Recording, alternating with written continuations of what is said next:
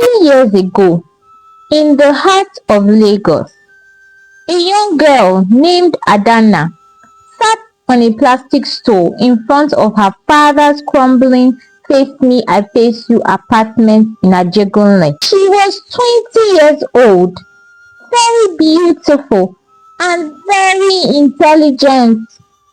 But her father, Taibe, was a man whose talent for borrowing money was only matched by his talent for not paying it back. He owed everyone, the bread seller, the landlord, and most dangerously, Obinna Okonkwo Okafor. Obinna was the titan of Alaba International Market. He dealt in motor spare parts. He was 42 years old and had a belly that suggested he was well acquainted with pounded yam. He drove a Mercedes-Benz that always announced his arrival with a roar. One fateful Tuesday, Obinna arrived at Taibe's house to collect his 3 million naira debt. "Ibe," Obinna said, wiping sweat from his neck with a designer handkerchief. "If I do not see my money, I will bring the police to come and carry you and everything in that wretched home of yours." Taibe trembled.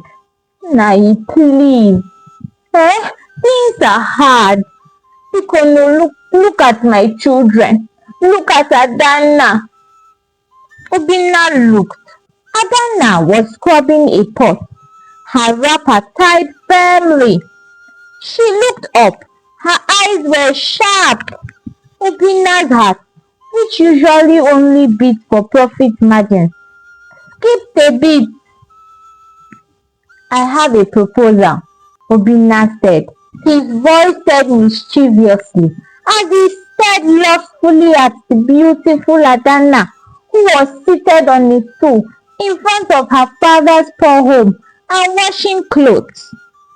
"I will waive the debt. I will even feed you and your other 5 children, if only you will allow me marry Adana.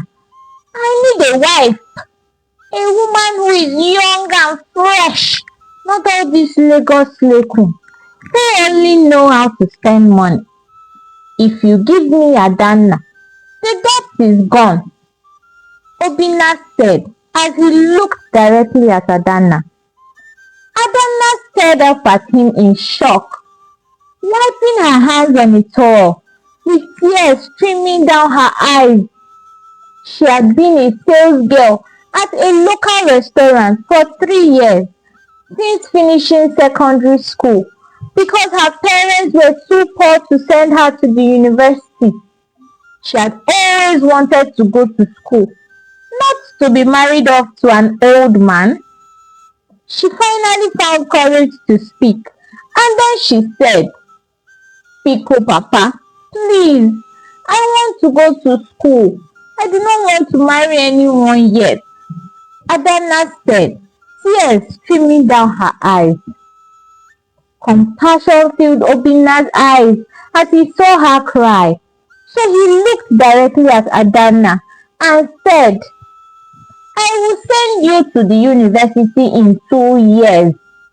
If you agree to be my wife, I give you my word as an Igbo man," Obinna said. Adana was shocked. She thought about it quickly.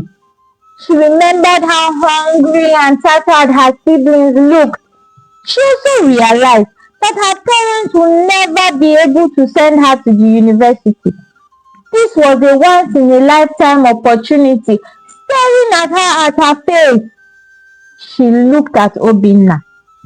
He wasn't ugly. He had that heavy look of a man who never lacked meat in his soup, and who liked to eat pounded yam and then wash it down with a beer. Then she said to him, 2 years? You will send me to school in 2 years? Do you promise me?" Adana asked, stepping forward. "I swear by my shop in Alaba," Obinna vowed. And so it was sealed. Wedding bells were ringing in Paribe's compound. Obinna sorted the bill and paid for everything. He married her well, paid the bride price complete, and even added Jara. He gave Adanna a big wedding. There was enough jollof rice, nkwobi, isiewu, oba, and assorted soup to go round for everybody. After the wedding, Obinna moved Adanna to a beautiful furnished 3-bedroom flat in Festac town. And for the first time in her life, Adanna did not have to go and fetch water from a well. Obinna was a loving husband. He even placed her on a monthly allowance of 100,000 naira. Take this one for your hair and cream, my queen, he would say.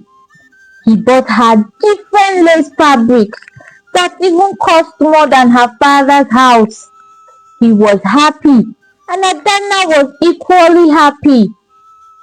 But as the 2-year mark approached, Obinna's happiness began to crumble. He went to Alaba market to see his best friend Chinedu, a man whose mouth was sharper than a surgical blade. One day, Chinedu said, sipping a cold bottle of hero beer, "So you want to send this girl to Unilag? Are you okay? Inapudala. You know what they do in Unilag? When she graduates, she will now realize that you are illiterate and would want to dump you for educated men. And if that one does not happen, those boys with dreadlocks and six-pack will snatch her. She will look at your spare-parts belly and begin to compare it with their six-packs. Before you know it, you are paying school fees for another man's joy." Obinna turned pale. But what do I do now? What do I do? Chinedu leaned in. Give her a load she cannot drop. Get her pregnant. No boy in Unilag would want a woman carrying another man's factory. And so Obinna went home and became a romantic specialist. He started buying Adanna dark chocolate and expensive wine. He studied her ovulation calendar like he was studying for a business contract. 2 months later, Adanna stood in the bedroom staring at 2 red lines on a stick. She was pregnant. She wept because she had just received her admission letter to study accounting at the University of Lagos. "Oh, my love," Obinna said, taking a look of shock while dancing silently in his heart. "It is God's will. Don't worry. Just postpone the school for 1 year. You stay at home and eat." Adanna wiped her eyes. A fire ignited in her soul. Postpone? Obinna, you don't know me, I am going to that school with this pregnancy. Accounting does not require a flat stomach. It requires a sharp brain. Adanna was a force of nature.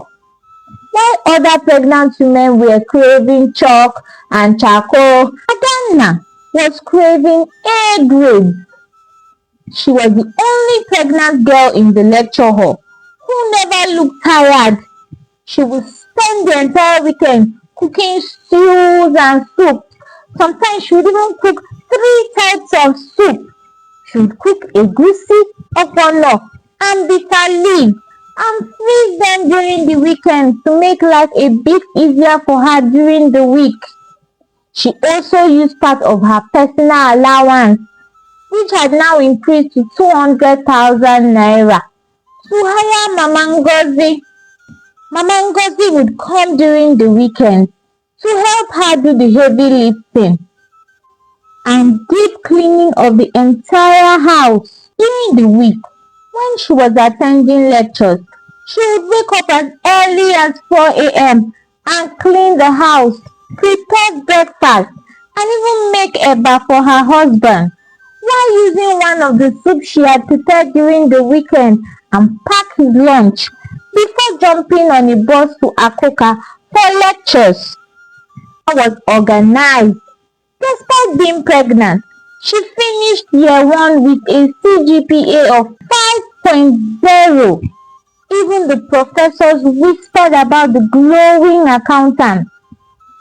And when she gave birth to a beautiful girl, Oluchi, she didn't even stay for a full omugwo as her mom came around to help her with the baby.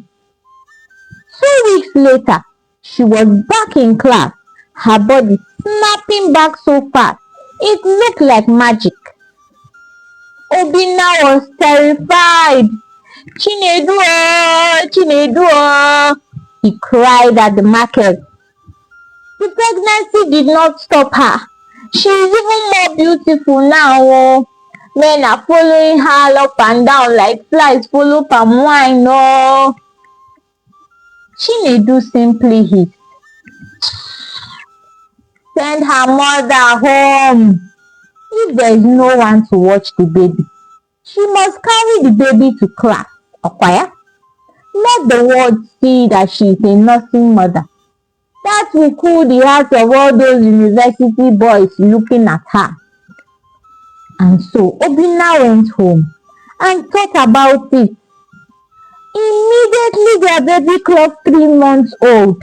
He told his mother-in-law, Madam Wakeego, that she had tried and needed to go back to her husband's house. He also gave her a whooping sum of 300,000 naira as thank you gift. Madam Wakeego was so happy. She was even eager to go back to her small provision business that Obinna had opened for her after marrying her daughter. She had closed just to come for Omugwo. She thanked him very well and left the next day. Adanna was left alone with a 3-month-old baby and a mountain of textbooks. She struggled, and Oluchi was a professional crier. Adanna would be in a statistics lecture and Oluchi would begin her solo concert. One evening, Adanna begged Obinna, Obinna, biko, let's get a maid. Maid? Obinna shouted, pretending to be angry. Tofiakwa, my mother raised 7 children. 7! Are you not a woman? So you want to bring a stranger that will come and poison my food and seduce me? Mba, no maid. Adanna did not argue. She simply waited until Oluchi was 6 months old and then secretly enrolled the baby in a high-end crèche near the university. She would drop the baby at 7 a.m. and pick her up by 6 p.m. When Obinna finally found out 4 months later, he almost collapsed. So you put my daughter in a warehouse for children. It is a crèche, Obinna, not a warehouse. I am stressed. I cannot continue like this. I have to do something since you won't let me get a maid. So that was how Adanna started going to lectures again without her baby, looking very hot with her banging body. Obinna became worried again. He was desperate. But Chinedu's final advice was simple. Double that load. If one baby cannot stop her, 2 will. Get her pregnant again. Now, Obogwa. And so, Obinna worked his magic again. Adana found out she was pregnant for the second time in 2 years. She did not cry. She went silent. The turning point came on a Saturday morning. Obinna was in the shower singing a song about the man who conquered all, while his phone buzzed on the nightstand in the bedroom. A message popped up from Chinedu. Wanne, hope the new pregnancy is holding her down well. I told you, no man will look at a woman with a small child and a second belly. You are the commander-in-chief, Odogu of the home. Don't forget our beer at the club tonight, oh. Adana read and felt her words tilt. She did not scream. She did not break a plate. She took a screenshot of the message and sent it to her own phone, then deleted the original. That evening, she cooked Obinna's favorite, pounded yam and oha soup with extra dried fish. She wore her most beautiful wrapper. Obinna, my king, she said as she served Obinna, who licked his finger. I was thinking, since I'm pregnant again, I should probably stop school, and just focus on being your wife and being a mother to our children. This schooling thing is too stressful. I will simply defer my education, and maybe 5 years down the line, I can go back and complete my school. Adana said that she pretended to be sad and tired. Obinna's eyes lit up like a Christmas tree. Finally, oh, Adana, you have seen the light. I'm so happy you are choosing us over the university, Obinna said, excited. But Adana continued, before I quit, I need to settle the final year school fee and the crutch debt. Can you give me 100 million naira just to clear everything so I can come and stay at home in peace? Obinna was so happy. He was drunk on his victory. He did not even give it a second thought. He transferred the money immediately. Anything for my queen, he said, excited. But something happened the next morning. Obinna woke up to an empty house. No smell of breakfast, no sound of Adana. On the dining table was a neatly typed letter and a printed copy of the WhatsApp message Chinedu sent to Obinna. In the letter, Adana wrote, Dear Obinna, my commander-in-chief, Odogu of the house. I saw the messages. I know you and Chinedu think women are spare parts that you can lock with pregnancy. Here I was, thinking I married a partner. But no, I married a jailer. And I can see that you do not want me to succeed. Anyway, thank you for the 100 million naira. It has paid for a small apartment near Unirag for the next year, and I will use the remaining one to pay my school fees.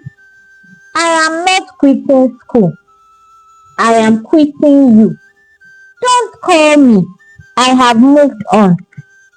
And so she left for good. Obinna was devastated. He tried calling her. Her line was switched off. He reached out to her family, but they were as shocked as he was. He tried reaching out to her mom to come and do omugwo, but Adana's younger sister had gotten married and given birth in Owerri, and the mother had gone there for omugwo. The first 24 hours were a nightmare for Obinna.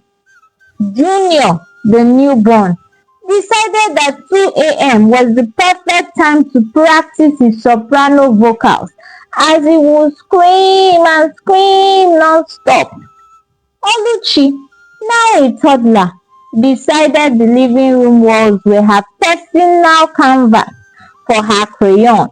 She was designing the white walls with crayon. Obinna was frustrated. Junior, bikonu. Junior, please. Obinna begged. He was trying to mix baby formula. He accidentally used cold water, and the baby spat it out with the force of a pressure washer. Obinna's life became a nightmare. He had to take a newborn and a toddler to Alaba International Market because it was holiday period and all schools had closed. It was a complete nightmare. Just imagine Obinna, Mazi Obinna, a big man, packing a baby with a wrapper while trying to sell Mercedes-Benz shock absorber. Customer, wait, Chere, Junior just poo-pooed, oh, he would yell, looking for white. His friends at the market did not help in any way. They just stood across the aisle, pointing and laughing. Look at Nanny of Alaba, Obinna. See, the wrapper is falling, they would say, as they would burst out into laughter. By day 4, Obinna was crying louder than the baby. He could not calculate change. He could not eat, and it smelled like sour milk and diapers. He realized that Adana had been doing the work of 10 men while he was busy trying to pull her down. Obinna struggled all day, changing pampers for both children and feeding them. It was a very tedious job. He just kept on crying and crying non-stop. He was going crazy. How was he to take care of newborn? He wondered, tears streaming down his eyes. At home, he wasn't finding it easy, feeding and cleaning after these children. And that evening, on a particularly hard day of trying to convince customers that a crying baby was a sign of good fortune, Obinna decided to conquer the kitchen. How hard can it be, Kwan? He grumbled to Oluchi, who was currently attempting to feed a remote control to Junior. Adana cooks every day. Cooking is just like fixing a carburetor, he muttered to himself while trying to motivate himself. He went into the kitchen, surveyed the kitchen. Adana usually had pots bubbling and the aroma spices filling the air. Now it just smelled of diaper. Obinna grabbed a packet of noodles. This one is simple, he declared. Even a goat can cook noodles. He filled the pot with water, but forgot to turn on the stove. After 5 minutes of staring at the cold water, Oluchi, the ever-observant one, pointed to the stove knob. Papa, fire! Ah, my bright daughter, Obinna chuckled, turning the knob. The water finally boiled, and Obinna, he threw in the noodles, then the seasoning. But this is too watery, he thought. Adana's food is always thick now. So he decided to add even more noodles and more. Soon the pot contained a thick lump of yellowish paste. Food is ready, Obinna announced with a false cheer. He dished out a generous portion for Oluchi. She poked it with her fork. Papa, what is this? It is special noodles, Obinna said. Eat. It will make you strong. Oluchi took a tiny bit. Her face crumpled. It tastes like sand, she cried. spitting it out. Then he faced Junior. He tried feeding Junior a bottle of milk that was so hot it almost burnt the baby's tongue. Junior screamed for 3 hours straight. By midnight, Obinna was sitting on the kitchen floor, covered in baby vomit and burnt noodles, weeping. Adanna, Biko, this Alaba wisdom is foolishness. Oh. He sat on the kitchen floor and wept. He missed Adanna's cooking. He missed his wife. That weekend, Obinna decided that enough is enough. He had to look for his wife. He could not continue to do this by himself. So he took his kids to a family friend to help him watch over the kids for a couple of hours while he drove to Unilag. He went from apartment to apartment looking for his wife. After 4 hours of looking, someone directed him to her room. He fell on his knees in front of her in her room, tears streaming down his face. Adanna, Biko, please, I am a fool. I listened to people who were jealous of my beautiful wife. Please come home. I promise to change. I not get you pregnant again. Oh, I will support you and make your life easy. I will buy you a car. I will hire 3 nannies. I will even hire a chef. Please, just come back home, he pleaded. Remembering the traumatic experience he had caring for his children, Adanna looked at him. She missed her husband and her children, and so she forgave him and agreed to return home because she could see that he was truly repentant. She saw that he finally understood what he did, and so she moved back home with him. And Obinna kept his word. He bought Adanna a sleek SUV to take her to school. He even hired 2 professional nannies and a cook. Adanna's life became very smooth. And to show him that she still loved him, she intentionally got pregnant. But it was her choice this time. It was her own way of reassuring him of her love and commitment to their family. Obinna was very happy and supportive of her all through her pregnancy, and she continued to excel all through school. Obinna, on the other hand, had learned his lesson and had stopped telling his traders and friends about his marriage.